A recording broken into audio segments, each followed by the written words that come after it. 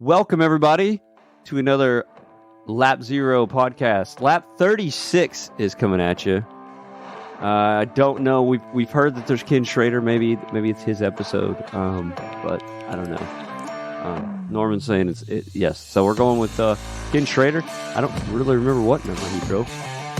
36. Yeah, apparently he drove a 36. Yeah. What was that dip that Norman used to eat with his chicken that we called him weird for? Is that what he's eating right now? I don't know what he's eating. I never know what he's eating. What was that dip, Norman? The Asian zing dip? The Asian zing. Yam. Zing bing. The zing.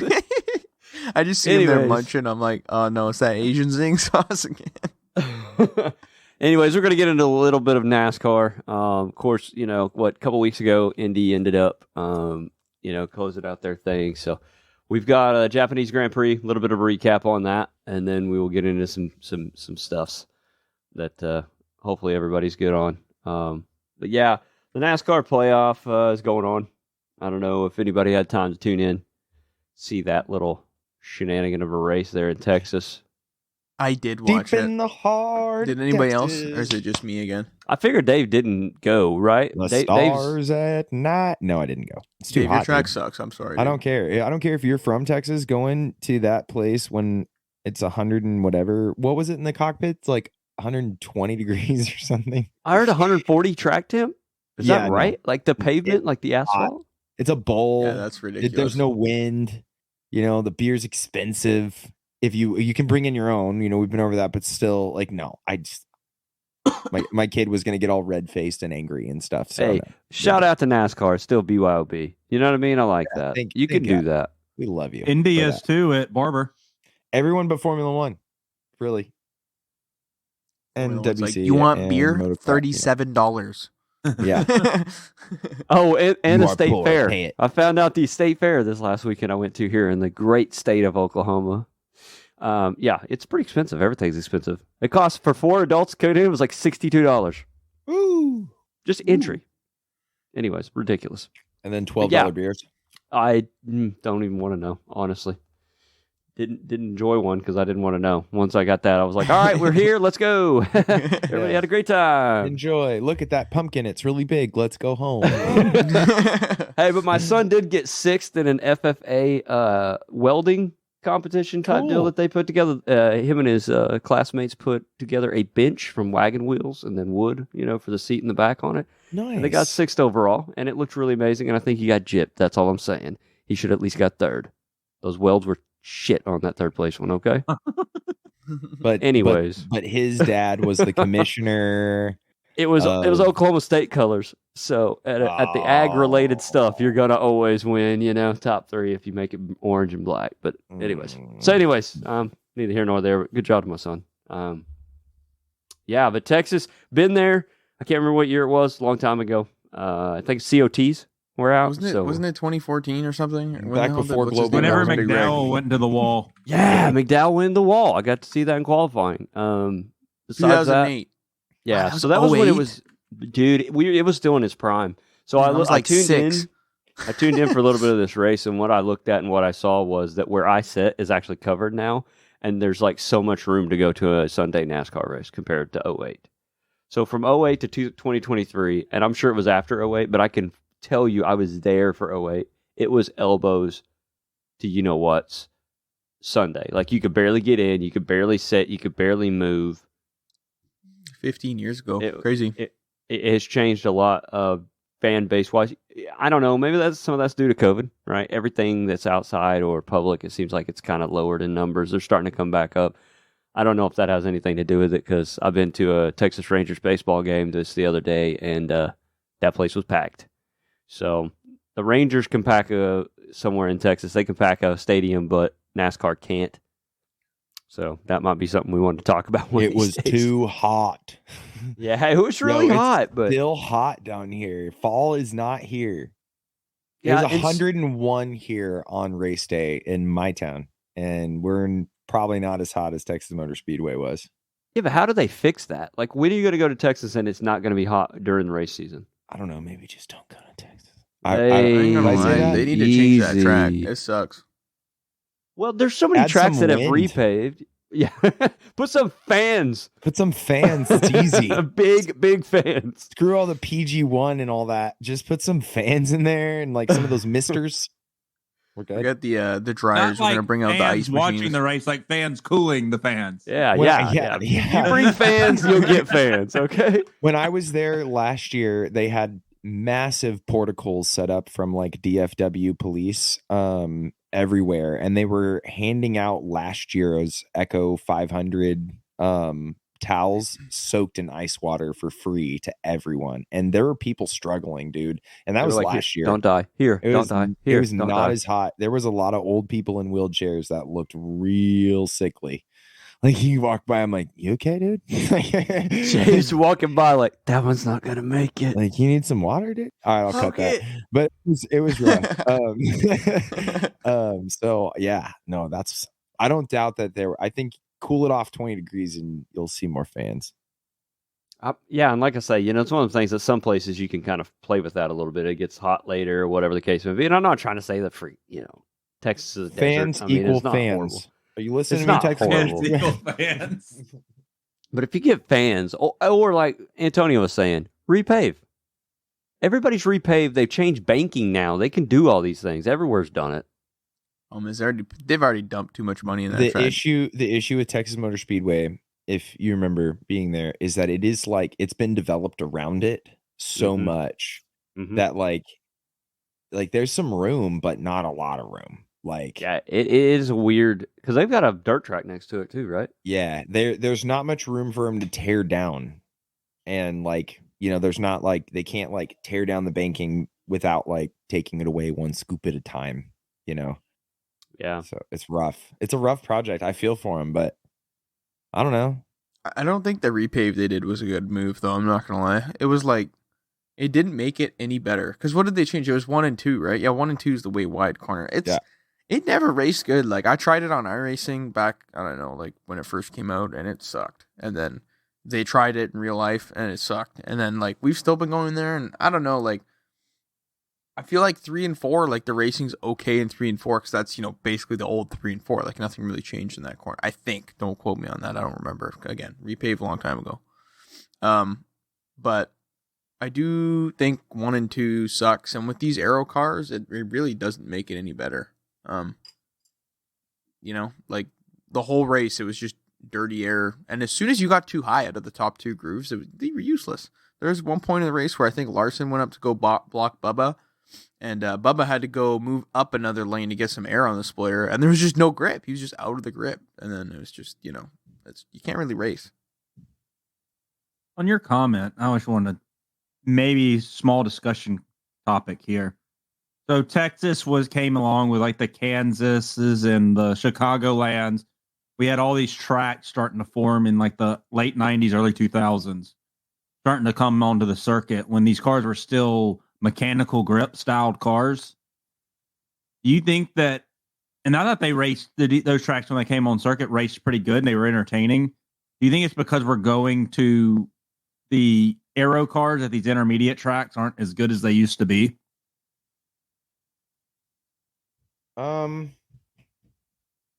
I mean, yeah, it could have something to do with it because this all kind of came around about the same time. It seems like these cars work a lot better on other tracks. So, I mean, yeah, there may be something to that. Unfortunately, I don't keep up with NASCAR enough now on a week-to-week basis, and seeing the transition of the cars. I thought the aero cars made the mile and a halves better. Like I don't think the mile and a halves have been boring since they've changed cars. Because I do remember there was a time period like between like was it like 2016 and 2019 where like the mile and a half racing was just so bad. Like I didn't even want to watch. So I do think the new car did help with that. I think where Texas has issues is it's kind of like it's not a multi-groove track. Like the way 1 and 2 is, there's pretty much one lane to be fast, maybe 2. Like I saw Blaney running an alternate line where he ran a little deeper into the corner, didn't actually apex it on the like line, and then he'd get a little bit of more of a run out. But there's just not enough grip. Like 1 and 2, 3 and 4, you can't run high. You can run basically lane 1 or lane 2, and that's all you got. And when you do that, the cars stall each other out.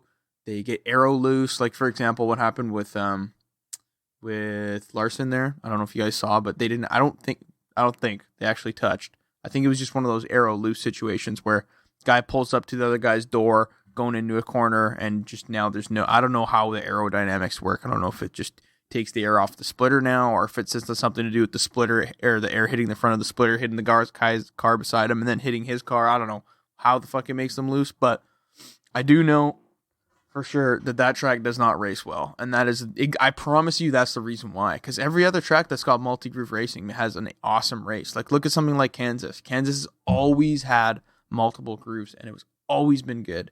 Homestead, as much as people hated it when it was the finale, that was when we had the shit car given. It has good multi-groove racing. Like, I don't know, I can't really complain about it. So I don't know if the car made this track worse. I genuinely think the repave made it worse. I thought it was better before. It definitely has had its fair share of decent races, but it's had its fair share of shit races too. So that's my 2 cents on repaves and stuff. The track's been riddled with problems. I mean, I don't know. None of the drivers like it. Something's got to change. So has it given any good IndyCar races, Norman? Yeah, I think the IndyCar race. Yes, this past year's IndyCar race was phenomenal. Now, it was scary as shit. Excuse my language, but yeah, they were 6 guys there in the race running for first place, and I thought they were too wide. There was 2 by 2 by 2. It's 3 rows of 2 cars side by side for like 6 laps, battling for first place. At 200 miles an hour, one wrong move, and you thought that you were going to see 6 people die. Yeah, and I mean, we could talk about it later when we talk about the Indy schedule, but I did notice they did take Texas off the schedule. I don't know if that was I heard rumors that it was a negotiations thing with Texas Motor Speedway. I don't know if that's actually what it is. I didn't look too far into it because I'm not the IndyCar guy, so hopefully Norman has his facts ready. But hint, look it up now. I'm just kidding. But yeah, no, I don't know if it's like a safety thing. Who knows? I mean, me personally, if I raced IndyCar, I probably wouldn't want to race Texas Motor Speedway, but I also don't have gigantic nuts, so I couldn't tell you. But with that being said, I think we can probably roll into the race and how it went. First round of the round of 12, or first race, I should say, of the round of 12. Overall, I thought it was maybe a decent race. There was a lot of cautions in the beginning half of the race. Like I think it took like an hour and 40 minutes just to get the first 100 laps done, which, you know, the laps are 30 seconds a lap. That means it should be 50 minutes. So it is double at that point. So that wasn't really ideal. Couple that with a lot of good guys getting taken out, like people who you thought were going to do good didn't end up doing good, and guys who you thought were going to suck ended up actually finishing really well. Case in point, Bubba Wallace. He was led like 100 laps. He had unfortunate run of events at the end of the race that I think he ended up finishing like mid top 10 or something like that, somewhere in the top 10. Nevertheless, he had a good result overall, which was huge for his playoff run. But then you got other guys who sucked. You had Blaney, who had a terrible run. He was running like mid-20s, and then he eventually got up to the front at some point. And then, I'll be honest with you, I actually don't know why he fell back at some point. But Kyle Busch, like, he's negative 17 down. Just all around. A lot of people didn't do good. I didn't even see Martin Truex Jr. that whole race, too, so I don't even know how he did either. Did anybody know how he did? Probably not. But, anyways, stage 1, Reddick got it. Stage 2, Larson got it. And for the race, William Byron ended up coming home with the win on a late race caution. I thought Bubba was going to have it locked down, but he kind of has the Denny Hamlin 23XI luck where he ends up getting a late race caution that changes the result. So shitty for him. But other than that, I mean, there's not much to talk about. I don't think anything crazy happened that was worth talking about. I thought it was just overall kind of a mediocre race. I don't know. That's all I really got. Did you guys end up getting a chance to watch that race? I didn't watch it, but just to touch on what you're saying, Blaney actually ended up DNF. That's what it says on the scoring charts, 28th. And Martin Truex got 17th overall. So not a real good day for him when you're talking about playoffs. Stenhouse Jr. up there in 9th, though. Top 10 for him. Let's just go ahead and give it up, you know. Suarez 8th. Yeah, My for question sure. is, I wasn't really fully listening. Did you talk about Ty Dillon losing a tire off a rim in the highlights? What I just saw. No, The I first didn't. There was a caution? couple. There was a couple guys that ended up having tire problems. It wasn't. It was just wheels just weren't getting put on. Oddly enough, too, it was the right sides. Typically, we see if there's issues, usually the left sides come off. So that was kind of weird. Yeah, but what I saw in his is the tire and the wheel weren't together. It's like the tire came off the wheel and the wheel came off the car. Yeah, I don't know if he just debeated it or what happened there. I was trying to look at that too, because when I saw the rim, obviously the rim, like when you look at a rim without a tire on it, it's kind of like, I don't know, a U shape. Like there's like the actual sides of the rim, the rim of the rim. Anyways, it looked like the back portion was, I don't know. I've never seen those wheels up close, so I don't know. But it looked like the back portion was missing, so it was weird. It was kind of like the tire just like slid right off. So yeah, I have no idea how he debeated a tire. That was pretty cool, but yeah, no, he lost rim and tire. I don't know how, but I guess those are talking points. But yeah, no, it's weird. It just seemed interesting to me, so I didn't want to.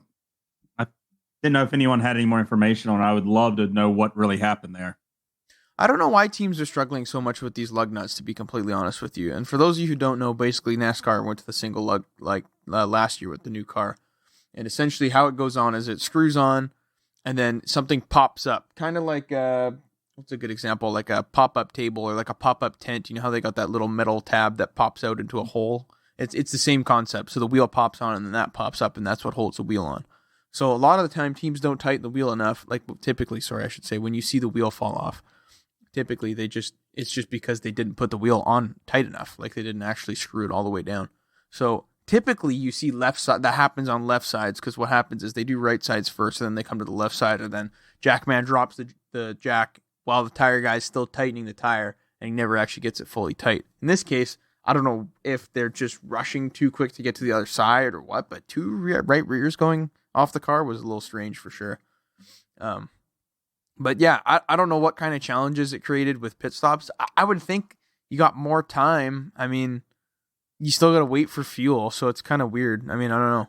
Maybe they sped up the process of fuel too, though, now. So if you look at pit stop times, they're like 9.5 seconds. That's really fast. Like NASCAR stops used to be like 15 or 16 was a good stop. Now it's like 9.5. Yeah, I remember when like 13.5 was just goofy. I remember I think Jimmy Johnson's team might have done that once, and you were just like blown away. Yeah, like 13.5 was crazy, which it still is crazy. Like when you think about the lug nuts, I mean, yeah, sure, they were skipping some here and there, except for the last stop of the race. But yeah, freaking 13 seconds. Like now we're doing 9.5. So that's a substantial difference. So I'm sure they sped the fuel up as well. But Formula One doesn't have problems getting single lug nuts on. yeah, but I don't know. I wonder if it's like a flaw with the design, or I don't know what it is. Unless their gun doesn't turn green and they just keep hitting it, hitting it, and hitting it, and hitting it. I love that. That's true. Toto, I sent you an email. It is not going on.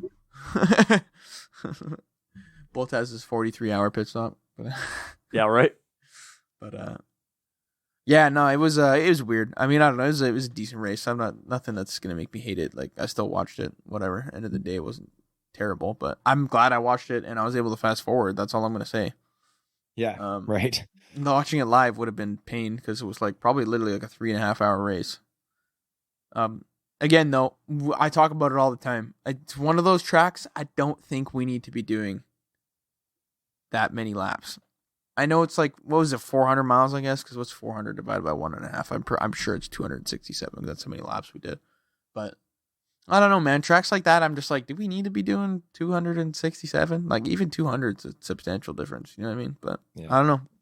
Got to keep fans interested. Got to keep them there all day buying beer. So it is what you got to keep Dave buying beer. That's me. Because I ran out there because I didn't bring enough in. But anyways, Willie B locks himself into the next round. Right now we got Willie B, Danny Hamlin, Chris Buescher, Christopher Bell, Martin Truex, all looking pretty hopeful to get through.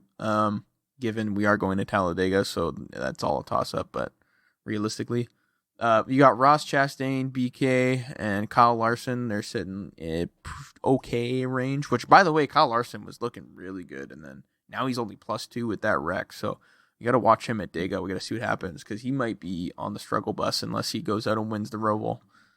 But other than that, we got Bubba Wallace, Tyler Reddick, Ryan Blaney, and Kyle Busch on the bubble. Do you guys have any? Do we want to make any predictions of who's going to get eliminated this round? Kyle friggin' Busch.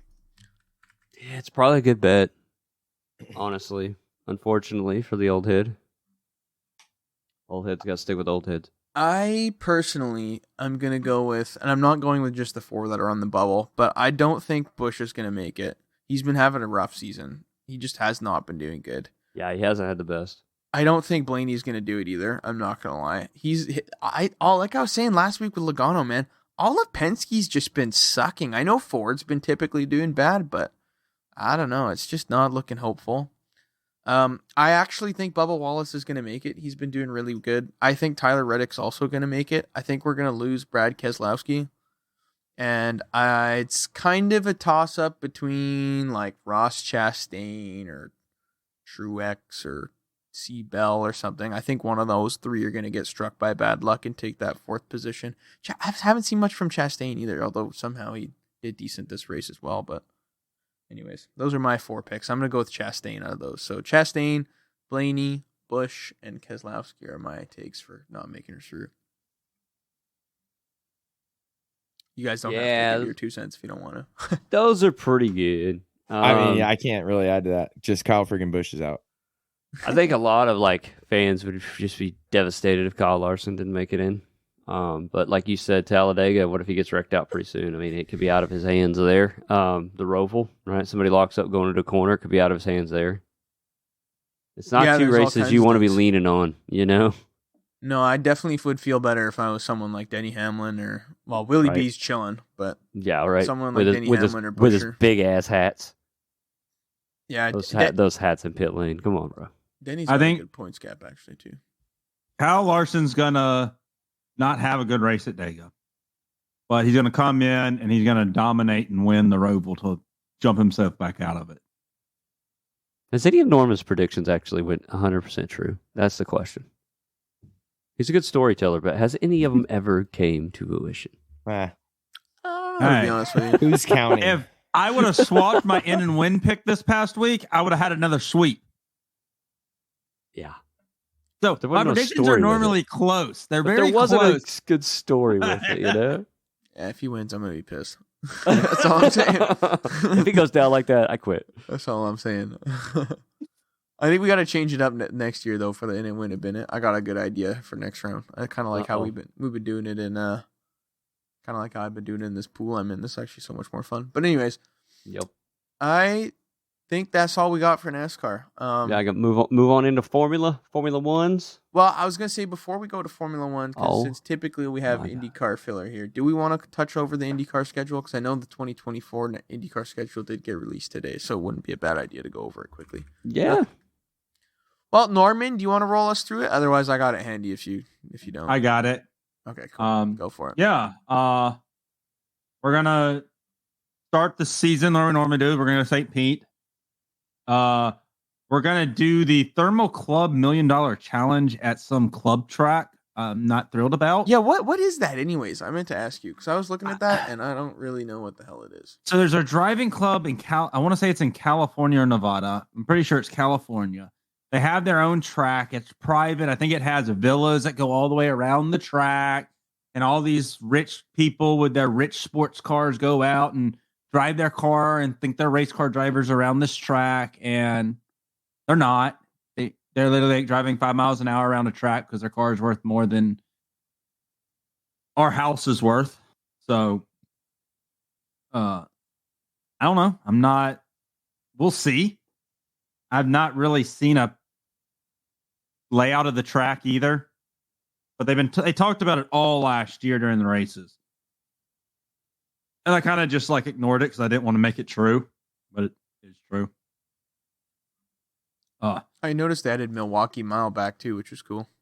Yes, we lost Texas.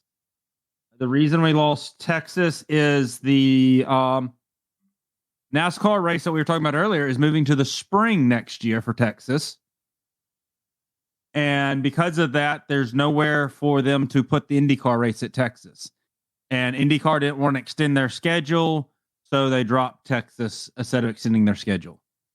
They should start extending their schedule. I'm not going to lie. It's pretty short. It feels like it's short and there's a lot of gaps. Here's a quote. We can see on weekends when we have certain competitions, it takes away from some of our fan base. That's what Penske says, talking about the deeper they go into the fall, football starts and they have a drop off in people watching. So that's why they don't want to extend their season. Yeah, but they have lots of off weeks throughout the season. Like, why don't they just fill it with more races? Like, for example, I'm looking at the schedule right now and I can see that there is a gap. I had it right in my head. It's like middle of June. There's the third week. No, of the June big gap is between March and April. You have a month off right there. Oh, yeah, true. That's right. They did that last year too, didn't they? Didn't they have the first round and it was a month off? Like, that was so stupid. And this year we'll go a race, off, race, and then we'll have a month off. Yeah, it's just stupid. Other than that, though, the schedule is basically the same, is it not? Yeah, then we go to Long Beach Barber, Indy Road, and then we have the 500, which technically we have a large break between the Indy Road course and the 500, but we have the weekends filled with practice and qualifying for that. We go back to Detroit, Road America.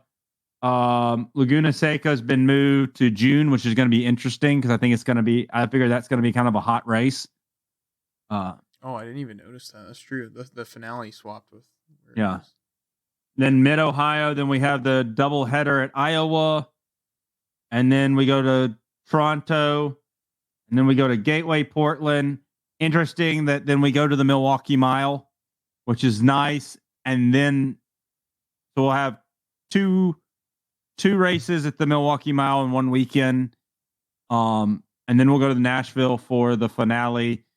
And the Nashville circuit looks like dog crap. I don't understand why we changed it. I know we wanted to go down Broadway, but why didn't we leave the other side of the river the same and just have a really cool looking track? Hold on, is that the one where they go over a bridge? Yeah. Yes, they go over a bridge. Do they go over a bridge? Just a few times. So it looks. I don't know if they made it better or worse. Really, to be honest with you, change, it's probably better. The only change really is Laguna Seca gets moved up to where Nashville was. Nashville gets dropped down to September to end. We lose Texas and we add 2 races in Milwaukee, so we have one more race this year. And then we added the Thermal Club. Which, let's look at that track real quick. It's not even a points paying event, though. To be fair, is it not? Exhibition? It says non-championship event. What the But hell why is that even? then? Why would you even show up with your car? NASCAR in the Coliseum, right? Well, yeah, true. Yeah, fair enough. You know what I will say, though? The Nashville track is so stupid. Like, the fact that they need to use the bridge is just so dumb. Like, literally, from turn 2 to 4 is just a complete waste of time. Like, you literally drive across a bridge and then do a U-turn and come back across the bridge. And have you seen the pit lane? Oh, my God. Yeah, I want to look at what the Thermal Club's about. I just put a link in the Discord. Yeah. Yeah. Check it out. And the Nashville season the Nashville track just makes me want to die. That just really, that gives me like Saudi Arabia vibes. So it's a country club for cars. That's what this is. Stupid. All right. Anyways. Well, Levi, roll us into some Formula One because I don't want to talk about IndyCar anymore. They suck. So Formula One jumping in Japanese Grand Prix, the old Japanese at the old Suzukas.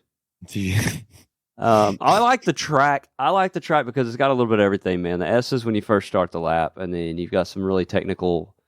They're not high speed, but mid speed corners that are, man, that one under the bridge is really, if you ever race the track on like iRacing or anything, if you don't hit it right, and a lot of the guys didn't, during quali and practice and stuff, and you can get out of hand pretty quick. And then the back stuff is just technical. You just got to hit the apexes the correct way and keep your car in the right spot. and then you come down to a slowdown right before you go across the start-finish line, which I really don't like, but a lot of tracks are set up that way. But, yeah, I like the track. I don't like the names. Norman's big on the names of the corners and stuff, and I don't understand any of them. You know what I mean? Like, what was it, one like R132 or... It's the radius of the corner. Oh, my gosh. Are you kidding me, bro? That's the best we can come up with? I mean, Monza at least has the two Lesmos, sorry.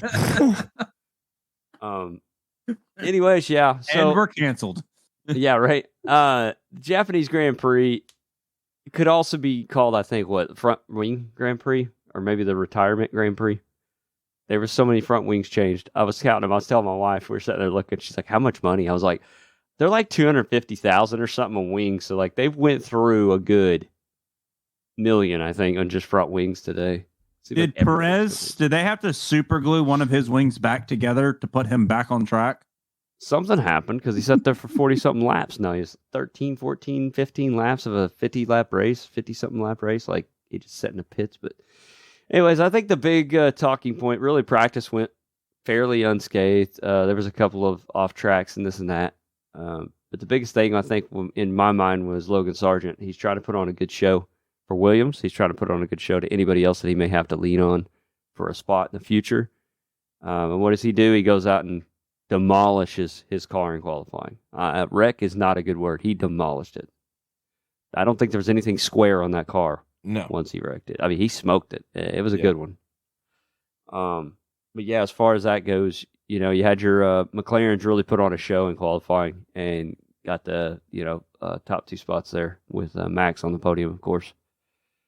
Start the race. Warm-ups, I mean, it was a hot track. I'll go that far. It was hot there. They were talking about tire deg being a big deal, and it was, but it was for everybody pretty much. I didn't see anybody, have just uncalled for. This car, for some reason, had way more degradation than any other one. Since they left it open, I noticed there was a lot of guys that were kind of locked into a pit strategy for tires due to using up, some of the softs in quali because they didn't do that thing where they make you do hards in Q1 and Q2, Q3, yellows and reds and all that stuff. It was wide open. So a lot of those guys were using up those reds just to get in further down the line as they could in the qualifying. But, first lap, there was some shenanigans. I think there was some that was 4 wide there in one spot. Ocon pushed Bottas into Albon, and then, Joe got damage off of somebody's wing coming back to hit him. And they took a wild call on the first caution, too. I thought that was kind of wild. And they let him drive back through it, which I was not a big fan of. I probably would have called a red flag there if it was me. But they didn't. Kept the race going. McLaren's got a good start, but they got a real good start, actually. Was it Piastri, I think, on the inside? Is that right? Or was Norris on the inside? One of them was on the inside, and Max looked like he was blocking him so much that he never really saw that. I'm pretty sure it was Lando went up the outside. Almost got around him. It wouldn't have mattered. He would have tracked him back down. He was on another planet again.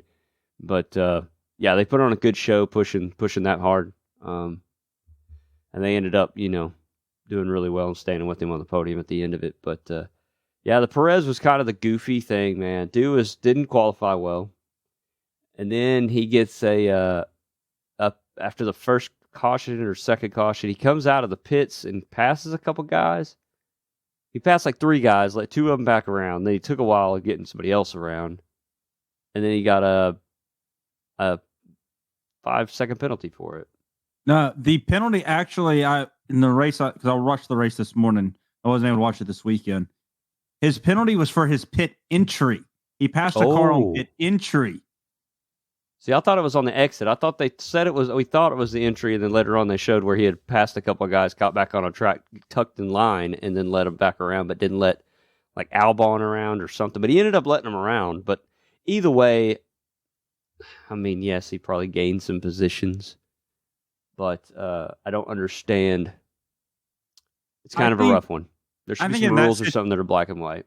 I think in that situation, he comes out, he joins in where he is, and then they come up with the radio and say, no, give up these positions. This is where you actually need to be. It's how they should handle that, not penalize him. Yep. Because he don't know where he's supposed to be or whatever. And it looked like if it is the out one that I'm thinking of, because like you said, there was some controversy on whether he passed it, because he came there's a for anybody that doesn't know, Suzuka's got kind of one of those longer entries into pit lane. So he came off the track at VSC speed and then gassed it and then slammed on the brakes so he wouldn't get a speeding penalty. And then out, it looked like he was almost dodging debris more than looking at where he was at, and then figured out, oh crap, these guys are right here. I need to let them by. But either way, like Norman was saying, I don't think you really gain an advantage, which is usually why you get +5 penalties, 5-second penalties. Anyways, win or lose, he got the 5-second penalty. He'd already broken a wing. Comes back out, and we go green, and he didn't take long. He was pushing up through there, and he's making some questionable moves, if you can ask me. He was being very aggressive, which you knew he had to make up. But then he tried to make a very, very bad late lunge on K-Mag down into one of the hairpins. Got and accumulated another 5-second penalty. They just said, you know what, Perez, you're done. Get in here, park it. That was sad, dude. So for a Red Bull, I mean, and I'll, if you watch anything and you're here listening, if not, spoiler alert, they locked up the Constructors' Championship with this race.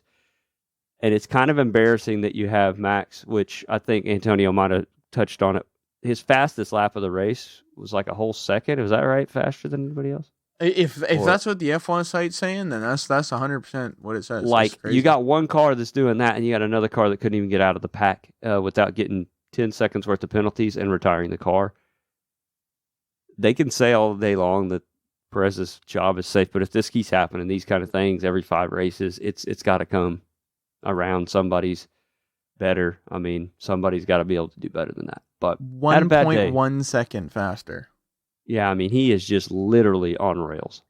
That is complete domination. And for Perez, if you had a non-driver of the day, I think he would have got that. I think he would have got that award. With Max's dominance, he doesn't need a teammate. So next year, why doesn't Red Bull just run one car and it be Max and see if they can win the Constructors' Champion that way? They probably would. They could. And then get sponsored by Walmart. Save money. Live better. Walmart. What was that Walmart? What was that Walmart?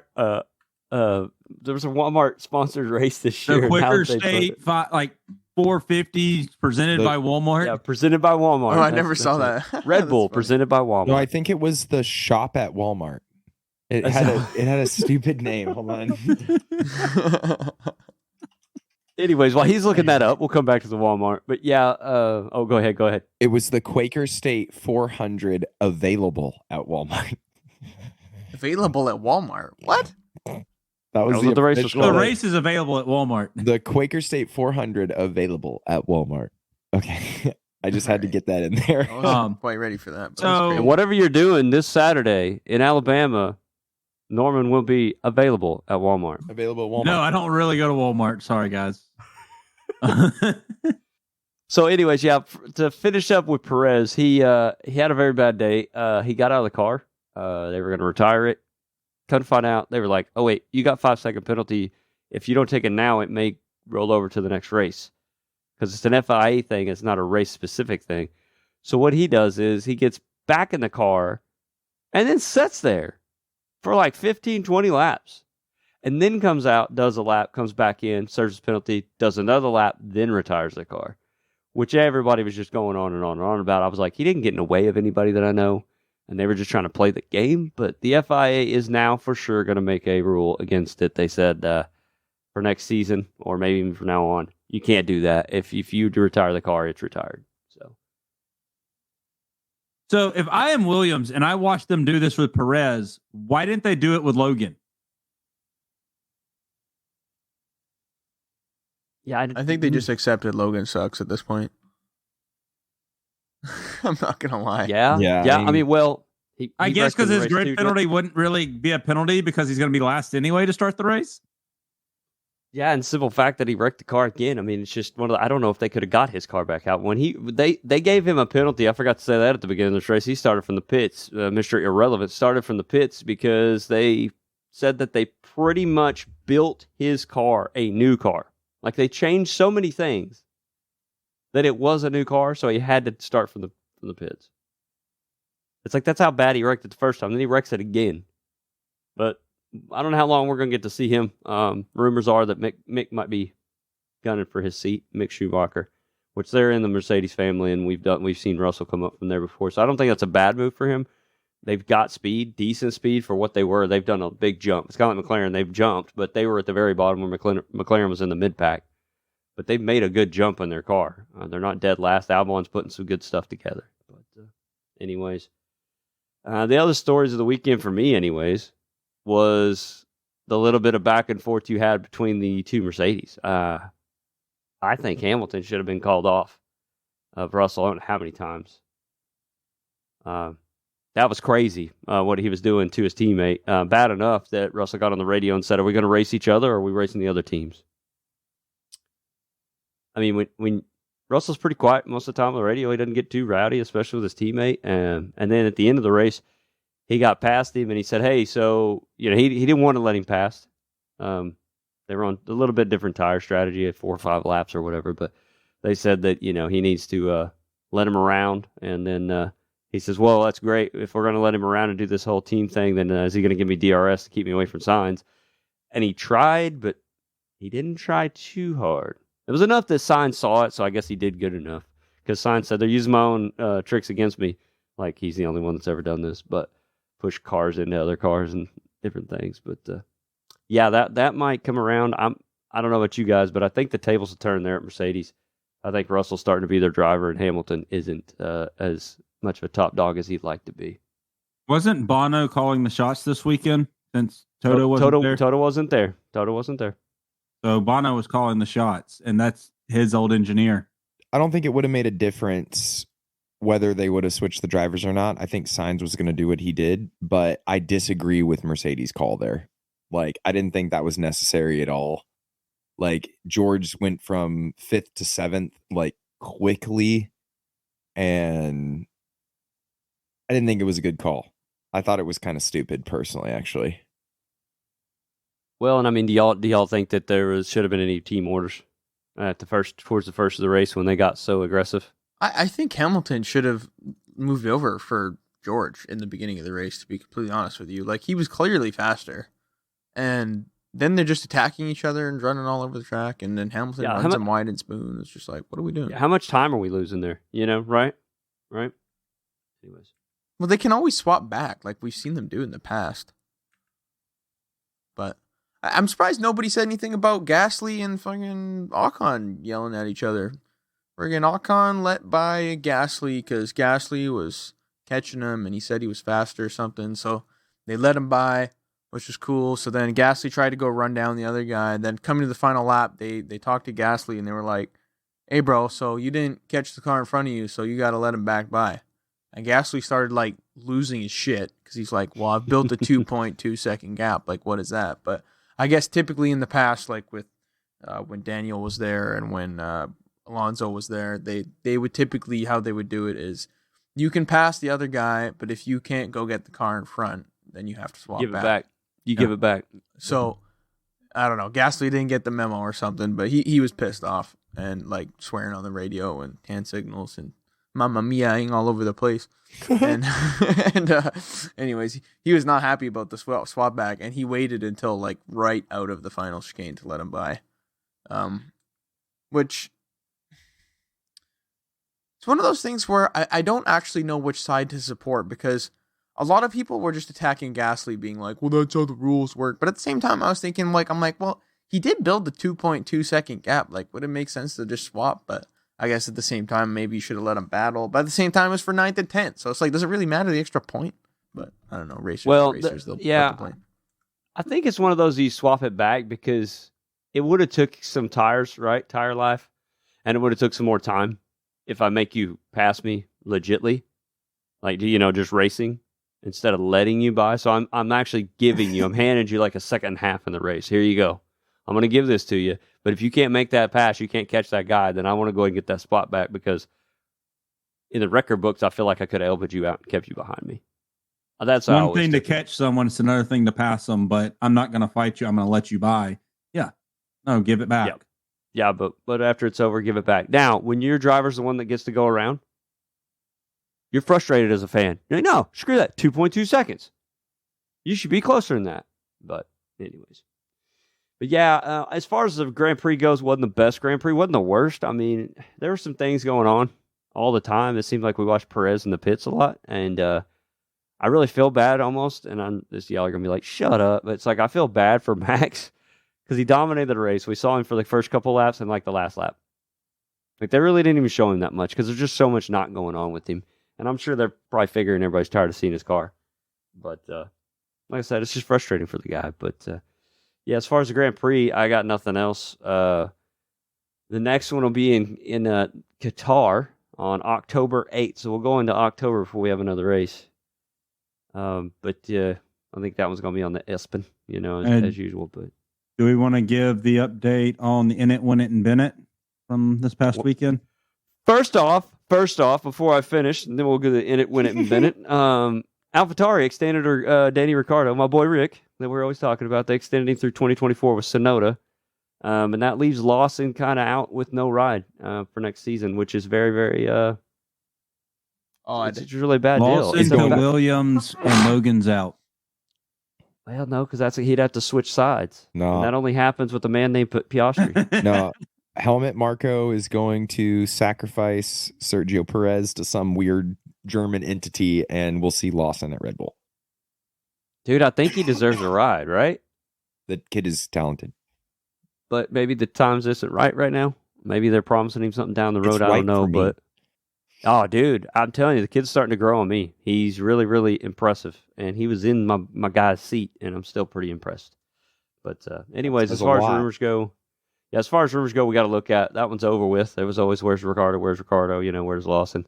Lawson's going to go back down, I guess, for now. I'm sure he'll probably be a reserve driver, possibly, maybe. But I hope not. I kind of always feel bad for the reserve drivers. But Ricky and Sonoda for AlphaTauri, and then we're going to keep an eye out on Mick. I think everybody here wants to see Mick Schumacher run again.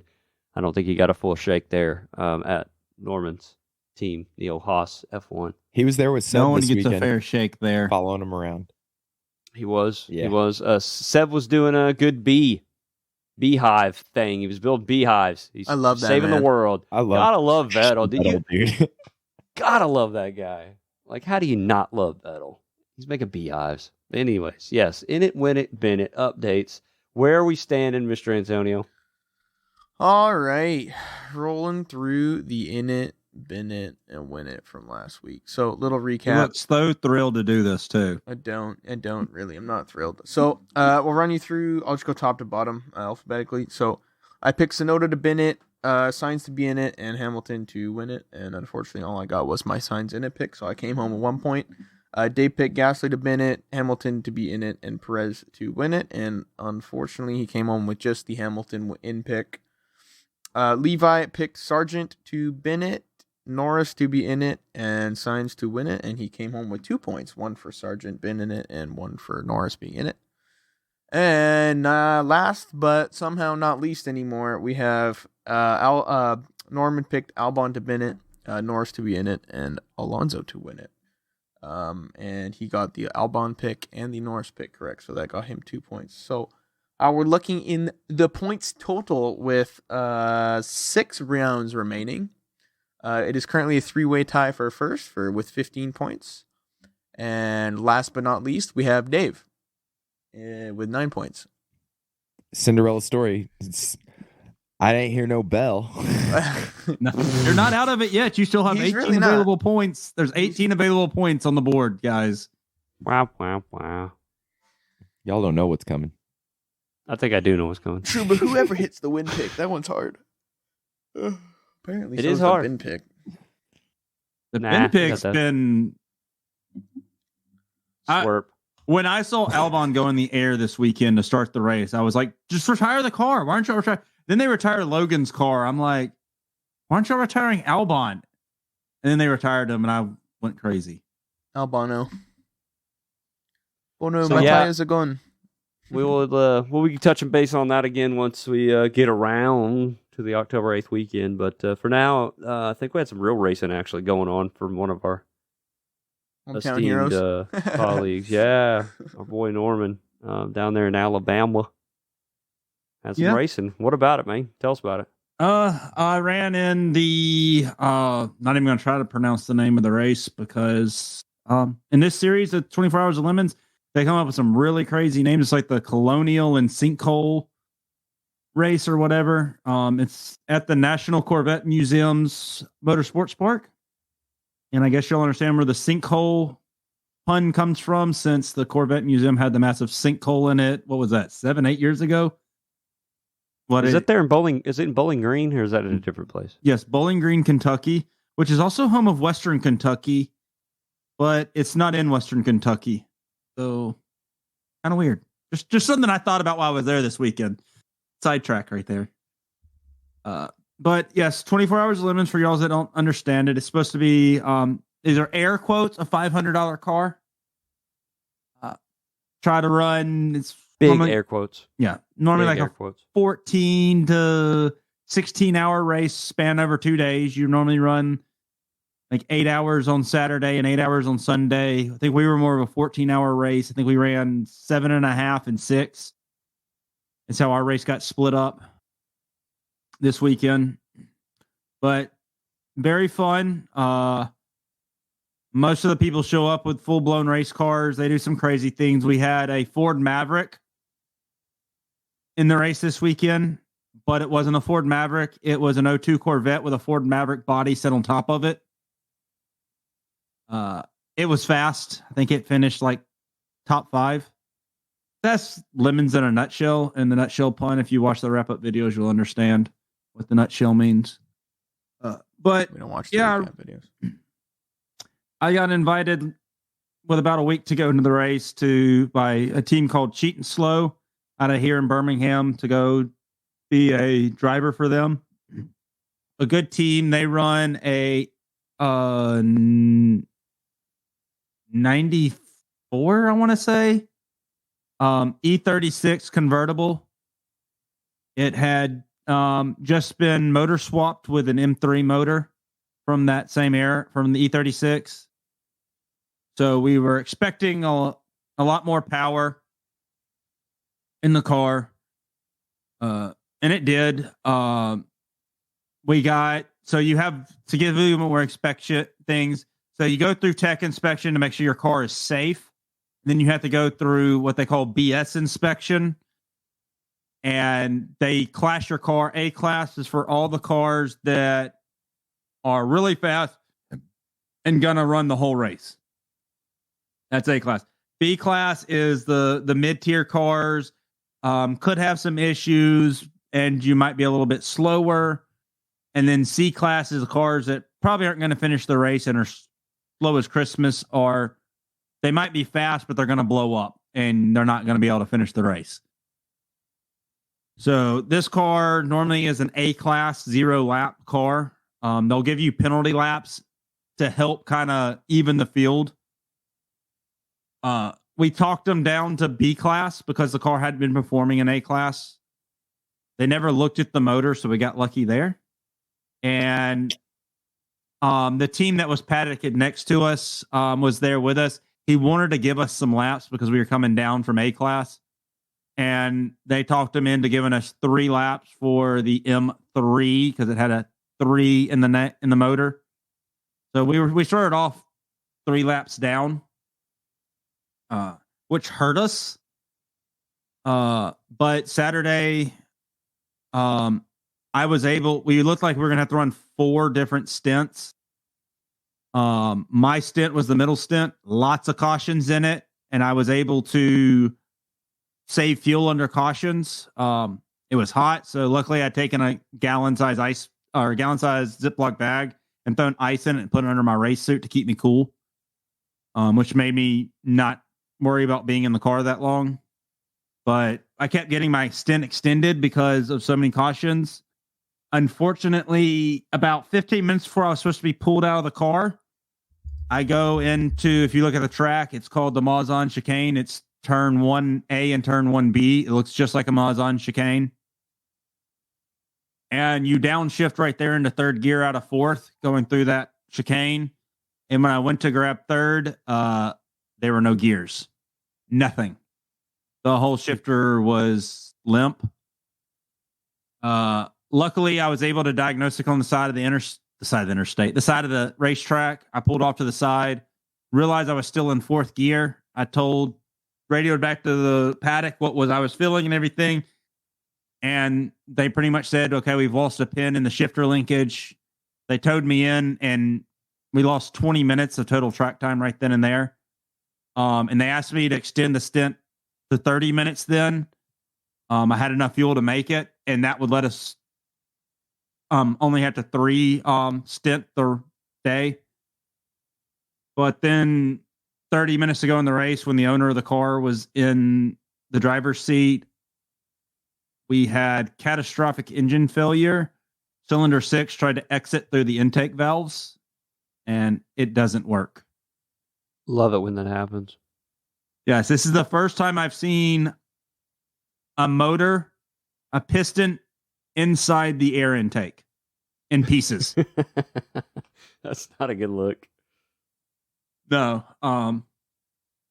But luckily the owner and the team owner next to us, who are really good friends, stayed up till 4:00 in the morning motor swapping that son of a gun. Put another motor in it, and Hold on. What's their beer drink? no beer, but a lot of vodka and whiskey. Okay, well there There you you go. go. So we got done right.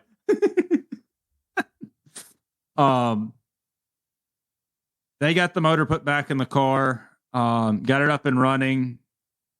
We came out. So we finished the day right before the motor blew. We were sitting 24th.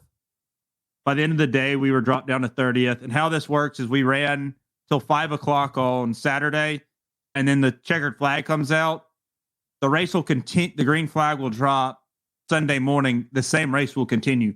So you have the night to work on your car. So we pretty much were in a free zone to put a motor in a car and not lose anything. We just lost 30 minutes that we lost at the end of the day. It's crazy. Yeah. Started Sunday and 30th, so we only had lost 6 positions. Came out, they put me in the car first because they trusted me to understand the car, and the owner didn't want to start the day because he was going to double stint me that day. So he asked me to start the stint to kind of fill the car out. Just turned some slow, just methodical laps, and just got faster and faster and faster. Keep an eye on gauges. Came over the radio about 5 laps in the stint, and I was like, this engine feels great. It feels like it has a lot more power. I kept building, and then about lap 10, I gave it about 98%. I found some clean track, and I sent it, and the motor was 1,000 times better. Not even trying to beat my lap time from Saturday. Smoked it by 3 seconds. Yeah. So I fell in the groove, and they gave me the all clear that it seemed like the motor's going to hold.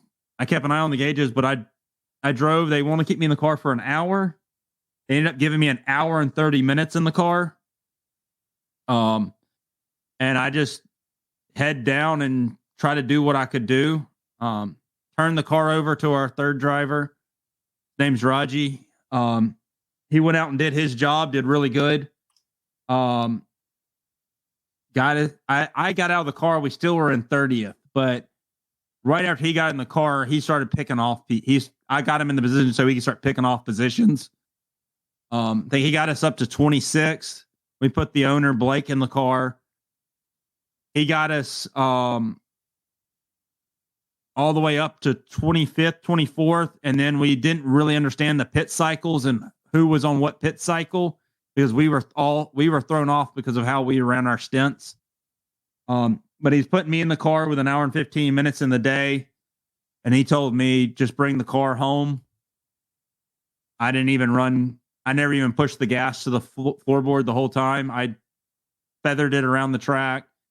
I set my lap times about 250, 230, 255 lap times the rest of the race just to see checkered flag. Somehow, I guess in the pit cycles, we actually managed to jump all the way up to 20th and finished in 20th. And we wanted 25th is all we asked for. So very successful weekend with an engine swap and a shifter linkage break. We added it up without the penalty laps, without the shifter linkage, and without the engine. we were a top 8 car in the race. Congratulations, man. Hell Yeah. yeah. Top 10.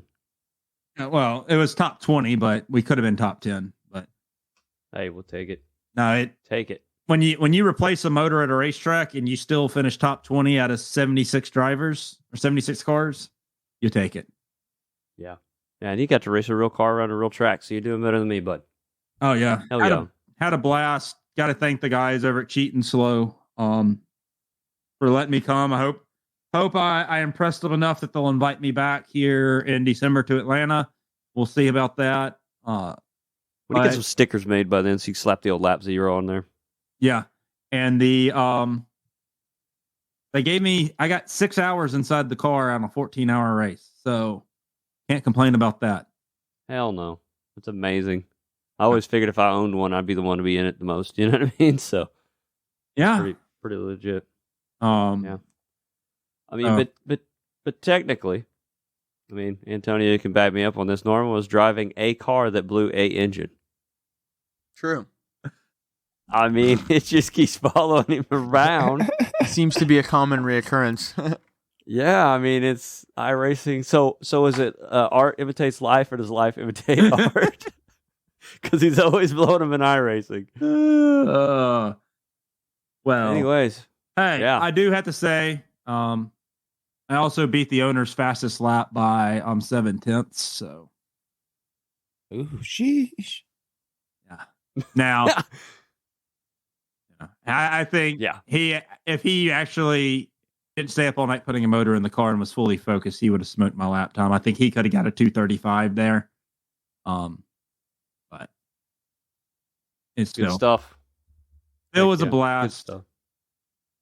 But So, Antonio, what do we got coming up for next week on NASCAR? I don't think we talked about that.